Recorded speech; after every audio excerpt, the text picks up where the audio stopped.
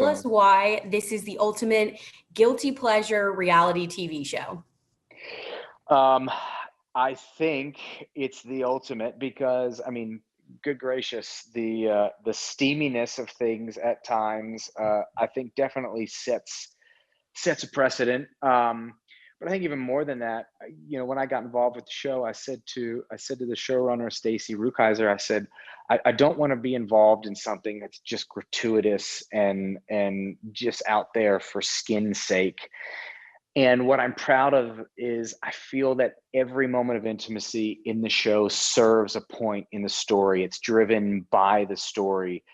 And to have something that is filmed through the lens of the female gaze of desire and passion, as a father of two daughters, I'm proud to be a part of something like that. I think a Yeah, lot of people relate to it. absolutely. I completely agree. And in the show, we see this crazy love triangle. Tell us where your character fits into it all. Yeah, so Cooper is Billie's wife. Billie, played by Sarah Shahi, and magnificently played by Sarah Shahi.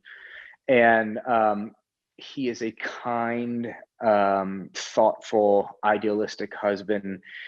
And it's, to me, the show is summed up by Sarah has this one line in the show. Billie has one line in the show where she says, my husband has 85% of everything I could ever want. It's that other 15% that I just can't get out of my head.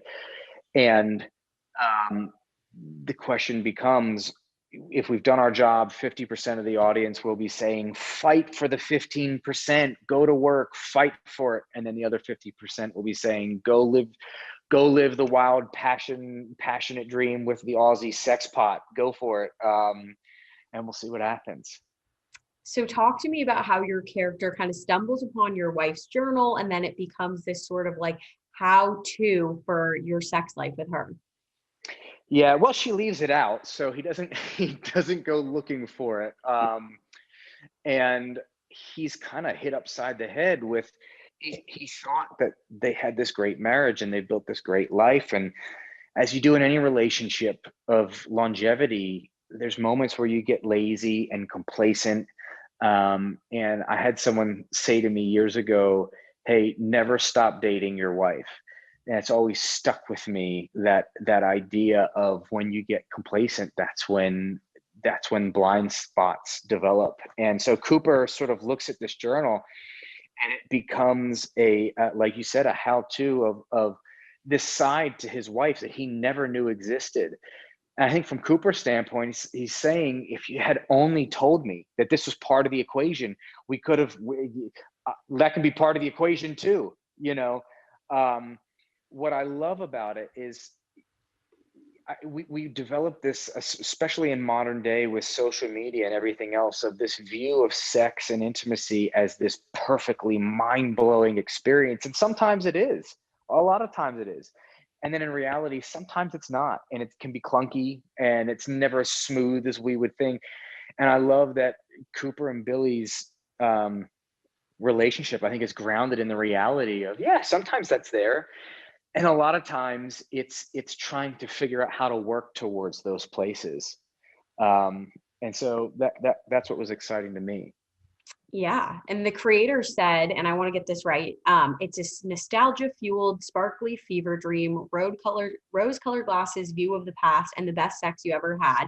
You touched on this earlier, but obviously there's so much, female perspective in this. So how will this show, it was directed by women, it was written mostly by women. How is it going to like satisfy this like housewife, suburban mom fantasy that I think everyone at home is looking for? Yeah. I mean, listen, I'm a guy, so I'm wholly unqualified to speak to what, how it will speak to a woman, other than I believe it will. Sarah's the one and Stacy's the one, Margaret's the one to ask those questions to. I'm a father of two daughters, and I believe that certainly a large part of the ingredients that go into any marriage and relationship is intimacy. And I want them to be free to be heard through their perspective, not through mine.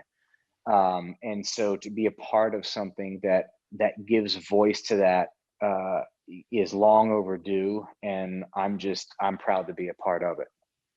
That's awesome. And there's so many crazy scenes in this show. What was the wildest scene for you to shoot? Oh, good gracious. Uh, I mean, every one of them is it's crazy in its own right. I think, again, what I love about Cooper, there's a scene in a car, and I don't know when this is going to air, so I don't know how much I could say, but there's a scene in a car between he and Billie that I think just touches on the struggle that any of us in a marriage with kids have, where real life comes railroading face to face with reality and fantasy, and for all of our best intentions of wanting to make it sexy and spicy and steamy, there's this whole other side to things that we cannot ignore, and that's the balance of how do we make both of those worlds meet up. But that one kind of spoke to me, where I sat back after we filmed it and I went, yeah, that's the struggle right there. That's about right, from personal experience. And Yes. with this show, I know that the writers also said that instead of exploiting the female body, they wanted to kind of linger on the male body and show that. And there were definitely a lot of scenes where we saw that. So how much, tell me, how did you prepare for this role? Was there so much more working out because you knew it was going to be so close up on the body? Was that intimidating? Well, it was a really smart idea to wait till I was 41 to start taking my clothes off in something like this, when everything slows down a bit. And then you add in a global pandemic when gyms are closed down. And so you're staring at windowsills and going, I wonder if that window's high enough that I could do pull-ups off of it. Um, Trying to improvise and eat a little less and do a little of this to try and stay in shape. But yeah, for sure, you think about that. And it was funny. Adam and I joked throughout. He's younger than I, so that son of a gun could literally smash an apple pie and a pint of ice cream and wake up in the morning and be perfectly fine. And I sort of steered more towards leafy greens and light fare, but it was fun. A lot of people have asked to be, to have it linger on the male body, to be objectified. How do you feel about that? I think guys, we look at it a little different. He and I joke with each other and say, yeah, use me, go ahead, use me.